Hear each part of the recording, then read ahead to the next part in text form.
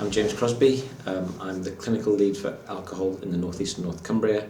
I was a full-time consultant gastroenterologist until recently, when I've also trained to be a GP, and now I work in both roles.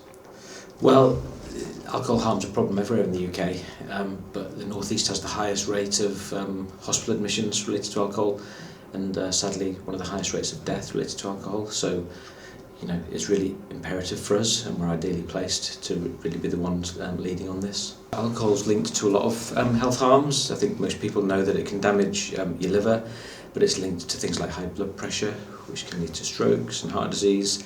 It's linked to several types of cancer, has a big effect on people's mental health. There's actually a lot more to it than just liver damage, and I think people maybe don't always realise that. So the most direct way that I see people affected by alcohol is people with liver disease, where you can see the direct link. But I think a more difficult thing to sort of appreciate is the fact that I'm seeing so much other disease that probably does have a link with alcohol. So for example, I work as an endoscopist in the bowel cancer screening programme, and we know that alcohol has a link with bowel cancer. I work as a general practitioner. I'm seeing people with like blood pressure problems, heart attacks and strokes, and we know that the incidence of all these things is greater related to how much people drink.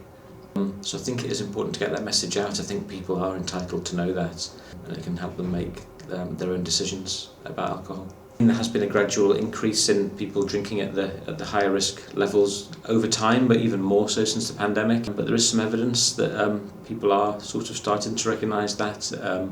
I know there's been a recent survey that suggests nearly half of people drinking at the higher risk levels are actually taking steps to address that. So that's positive, and I guess that's just something that we need to build on.